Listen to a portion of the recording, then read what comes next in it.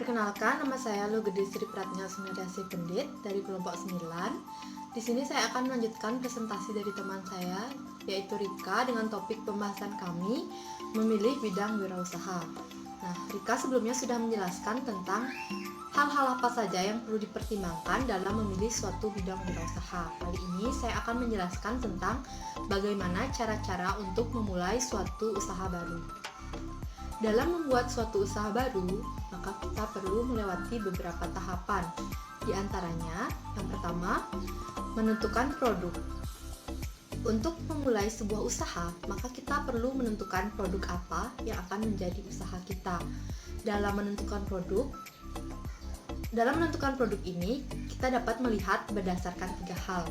Yang pertama, menentukan produk berdasarkan keahlian kita.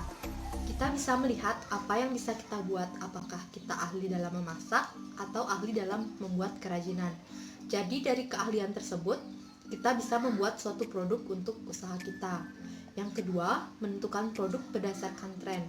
Artinya, kita menentukan produk usaha dengan melihat apa yang sedang digemari oleh masyarakat saat ini. Nah, yang ketiga ada menentukan produk berdasarkan peluang. Dengan cara ini kita bisa melihat peluang apa yang ada yang dapat kita manfaatkan untuk dijadikan sebuah produk. Nah, kemudian selanjutnya yang harus diperhatikan yaitu menentukan target pasar. Kita harus bisa menentukan kepada siapa produk kita akan dijual, apakah akan dijual kepada kalangan atas, menengah, ataupun kalangan bawah. Maka produk yang kita pasarkan harus sesuai dengan daya beli dan kebutuhan target pasar kita. Kemudian yang ketiga ada menguji kelayakan usaha. Dalam menguji kelayakan usaha yang akan kita dirikan, setidaknya ada 3 hal yang perlu diperhatikan. Yang pertama ada biaya investasi, yang kedua biaya modal kerja, dan yang ketiga ada prediksi kas masuk. Selanjutnya yang keempat ada struktur manajemen. Ada 2 jenis struktur manajemen yang bisa digunakan dalam memulai sebuah usaha baru, yaitu struktur manajemen yang sederhana dan struktur manajemen yang rumit.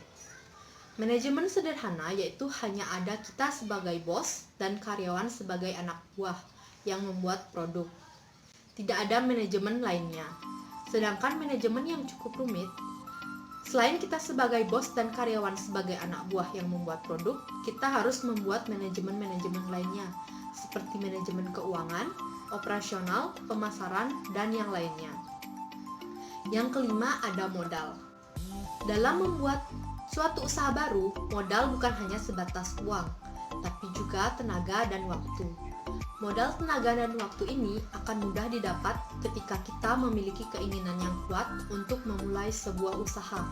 Sedangkan modal uang tidak dapat didapatkan dengan cara sesederhana itu. Modal uang dapat diperoleh melalui beberapa cara, di antaranya diperoleh melalui tabungan sendiri, saham, obligasi maupun yang lainnya.